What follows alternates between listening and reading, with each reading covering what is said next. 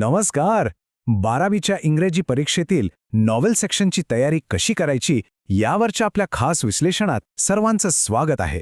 चला तर मग या सेक्शनवर अशी काही कमांड मिळवूया की एकही मार्क आपला जाणार नाही. आणि सगळ्यात आधी हे लक्षात घेऊया की हा विभाग किती महत्त्वाचा आहे. तब्बल 16 गुण. हो, बरोबर ऐकलत. 16 गुण म्हणजे खूप मोठा वाटा आहे. त्यामुळे याकडे दुर्लक्ष करून अजिबात चालणार नाही. आपलं टार्गेट काय असणार तर हे 16 पैकी 16 गुण मिळवणं. आणि म्हणूनच आपण हे सगळं इतकं डिटेलमध्ये समजून घेणार आहोत. मला माहिती आहे, नॉवेल सेक्शन म्हटलं की अनेकांना थोडं टेन्शन येतं. पण आता काळजी करायची काहीच गरज नाही. आपण एकत्र मिळून एक अशी जबरदस्त स्ट्रॅटेजी बनवूया की हा विभाग तुम्हाला सगळ्यात सोपा वाटायला लागेल. चला सुरू करूया का? तर आपल्या स्ट्रॅटेजीचा पहिला आणि सगळ्यात महत्त्वाचा टप्पा नॉवेल विभागावर प्रभुत्व मिळवणं. चला एक एक करून प्रत्येक नॉवेलला व्यवस्थित समजून घेऊया. आपली पहिली नॉवेल आहे टू सर विथ लव्ह.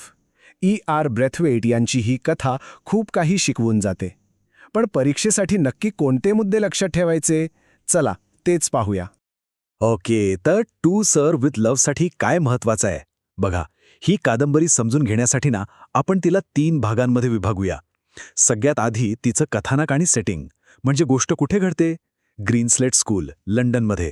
मग येते मुख्य घटना, जी आहे स्टुडंट्स काउन्सिलची बैठक. तर कथेचा टर्निंग पॉइंट आहे.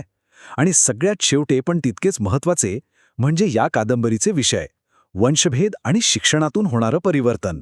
हे 3 मुद्दे जर डोक्यात पक्के बसले ना तर उत्तरं लिहिणं एकदम सोपं होऊन जाईल. परीक्षेत एक प्रश्न हमखास येतो, तो म्हणजे निवेदक मिस्टर ब्रेथवेट यांच्या कॅरेक्टर स्केचवर. त्यांचं पात्र रेखाटताना काय लिहायचं, तर त्यांचा संयम, वांशिक भेदभावाला तोंड देण्याची त्यांची ताकद आणि सगळ्यात महत्त्वाचं त्यांची शिकवण्याची अनोखी पद्धत, जिथे ते विद्यार्थ्यांना मोठ्या माणसांसारखा आदर देतात. हे मुद्दे उत्तरामध्ये आलेच पाहिजेत. चला आता दुसऱ्या नॉवेलकडे वळूया. जूल्स वर्नची एक जबरदस्त साहसी कथा round the world in 80 days. बघूया यातले कोणते मुद्दे आपल्याला पूर्ण गुण मिळवून देऊ शकतात. या नॉवेलसाठी काही गोष्टी अगदी पक्क्या लक्षात ठेवायच्या. एक म्हणजे फिलियास फॉगची पैज आणि त्याचा तो थरारक प्रवास. दुसरं, आणि हे खूप महत्त्वाचं आहे, ती म्हणजे इंटरनॅशनल डेटलाईनची संकल्पना. ह्या संकल्पनेमुळेच तर कथेला तो जबरदस्त ट्विस्ट मिळतो. आणि तिसरं म्हणजे साहस, निष्ठा आणि वेळ यांसारखे विषय. याच गोष्टींवर आधारित प्रश्न विचारले जातात.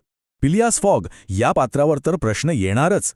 त्यांचं पात्रचित्रण कसं करायचं, तर त्यांचा शांत स्वभाव, कमालीची शिस्त आणि वेळेचं पक्कं नियोजन यावर भर द्या. कितीही मोठं संकट आलं तरी ते शांत कसे राहतात, हेच त्यांच्या पात्राचं खरं वैशिष्ट्य आहे आणि हेच आपल्याला उत्तरात मांडायचं आहे. आणि हे एक वाक्य फिलियस फॉगला पूर्णपणे स्पष्ट करतं. त्यांच्यासाठी पैसा महत्त्वाचा नव्हता, तर आपला शब्द आणि आपला सन्मान जपणं महत्त्वाचं होतं. हीच त्यांची खरी प्रेरणा होती. आता हा मुद्दा तर खूपच महत्त्वाचा आहे.